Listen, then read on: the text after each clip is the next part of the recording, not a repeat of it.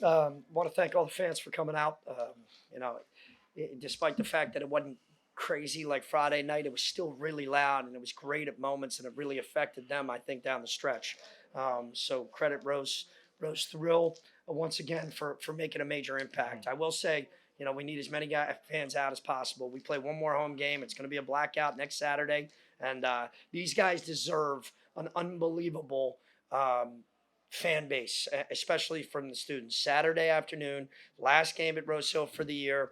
These guys have earned the right. They have helped put Fordham basketball on the map. We're not there yet. We're nowhere near where we want to be, but certainly better than the place has been for a long time as a result of what these guys have done for 3 years. So love to give them an incredible ovation for senior night next Saturday. But credit Tony Skinn and his group. They're tough. They're nasty. They were really physical, especially in the second half when they went on their stretch. I think we did a tremendous job on Keyshawn Hall, which was the key to the game in our minds. And these guys really did a fantastic job executing our defensive game plan. He got off a little bit in the second half, which he's going to do. He's so talented. But I thought overall, everybody who stepped on the floor played as hard as they could for each other. That's all we've been talking about. And we kept saying in every huddle, we're going to take this inside the last 4 minutes. They're going to wear out. I didn't realize it would happen that way. But when you do all the right things for the right reasons for as long as he's done it and been through 4 coaches, you're destined to make some shots like that. He's earned that right. And sure enough, it wasn't that play that won us the game. But I'm really, really proud of the way we responded being down 12 or whatever it was in the second half. Kyle, could you walk us through getting up, just the sequence of leading up to getting that shot, the jump ball, getting to your spot, and just how you felt after that? Well, it started in the team huddle. Everybody had good energy. The aura was pretty good. So that kind of gave me the confidence off rip that everybody believed that we was going to win tonight. So we just came in, executed our play, set every hard screen, and I was the one able to get open and convert on the shot. That was all it was. Kyle, just to follow up on that, I see you guys celebrating out there at the end. It's kind of a game of 2 halves, but it's clear it meant a lot to you guys. Just with the crowds getting crazy there at the end, just how awesome was it for you being here for 5 years, getting to have a moment like that here at home? It was extremely helpful, of course, and we do love each and every one of the fans that come out and support us each and every game we play.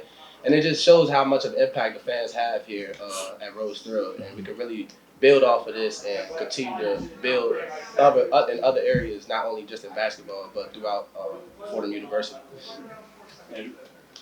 Yeah, there were multiple instances from our view in the broadcast in the huddle during timeouts where both of you were in the huddle with Keith and really discussing end-of-game strategy. Just for the both of you, how important is it to have that trust with your coach where he gives you that opportunity to be in the huddle and really talk about what you guys are going to do going back for the timeout? It's very big, like him showing confidence in us. But it's been like that since the summer. Like he's been on us, leadership. Like literally every day, he doesn't let up on us. So just to have him having that confidence in us and like knowing the younger guys, they looking for us to take that step and for somebody to lead them and let them know what we got to do and when we got to get stops and really bear down and things like that. So it's just a lot. He just instilled that confidence in us to talk to our players like that. And to piggyback off that, I just feel like him showing that type of confidence and trusting us, it gives us a certain responsibility, and he sets us at a high standard, and he wants us to complete the high standard, complete everything we do with effort and energy at that high standard. So that's one thing I like about Coach Urgo. He trusts and has a lot of confidence in us. In front of you guys, 40-26. I think you guys are 10 or 45 shooting. What changed that you take off like that? Honestly, nothing really. We just dig down even deeper on our defensive end. We understood that this was going to be a physical, low-scoring game, so we came out. Yeah, they threw a couple punches. We responded though, so that was good to see, especially from a younger team, quote unquote, younger team. So it was good to handle those punches and roll with it. Yeah. I think, they really just focused on getting stops, and as a result, they didn't let their offense early on dictate their effort. We got a bunch of open looks in the first half, too. I mean, we missed a bunch of layups around the rim that we've been making recently, and we had some great looks. And, but these guys just they continue to play. They don't stop. And everybody who came in, just all we talked about is they just wanted to not let each other down. And as a result, when you start playing like that, you think a lot less of whether or not the ball's going to go in, and you just let it take over. And that I think these guys are starting to feel that. And Joe, how much do you guys exercise responsiveness in terms of keeping plays alive? You guys had 10 second chance points. Obviously, the game-winning shot was the result of a forced jump ball. How much is responsiveness a part of the game? To be honest, just like this is what we take pride in, just attitude. That's mean like moving on to the next play, no matter what happened. We didn't know things weren't going our way early, so we just got to keep with it, stand with it, and that's just something we really harp on. And we I think we're number 1 in the A10 in offensive rebounds anyway. So that's just something we know that's our advantage, and we really harp on that. Everybody attack the glass, especially like you said, the last shot. We all knew that was something we talked about in the huddle. Actually, our coaches told us everybody attack the offensive glass. We know we got to get the shot. We was down 2, so we had everybody got to attack the glass. So that's just something we build up. We do anyway, regardless of how the situation of the game was going.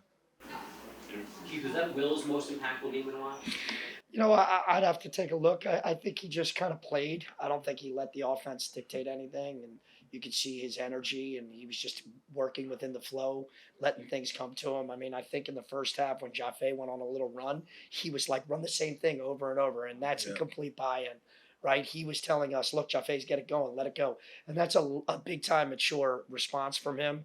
And just felt like he was playing harder. So that's why he played as much as he did in the second half, because he was making so much he was making an impact on so many other areas than just offense, which I think he's starting to understand he is capable of. And as a result, he hit a couple huge shots. I think he had a big pull-up 3, which was pretty nasty. So, but everybody, that they're all kind of just buying in to they're sick of losing. Right? And they know that they're capable if they stick together and they play as hard as they're capable of. That it doesn't mean we're going to win every game, but we're going to give ourselves a chance. And I think they're just tired of losing. And I think they responded like that tonight. Keith, we spoke about turnovers being big. You guys only had 9 tonight. So even with the shooting struggles early on, how much did you like your team's resolve in that they didn't let that kind of go into a snowball effect where now turnovers are playing factored in as well? Yeah, they just kept coming, right? We took care of the basketball. We were getting shots. Like I said, in the first half, we got a couple bunnies around the basket, some great post-up looks. And guys were playing physical. They just weren't falling. And we've talked about it, and Andrew knows this in the pocket.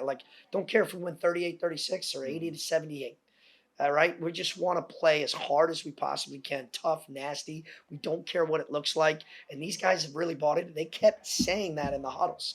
Right? And they were engaged. They knew what they wanted to run, when they wanted to run it, what defenses they liked, and we fed off their energy, and they went out and executed.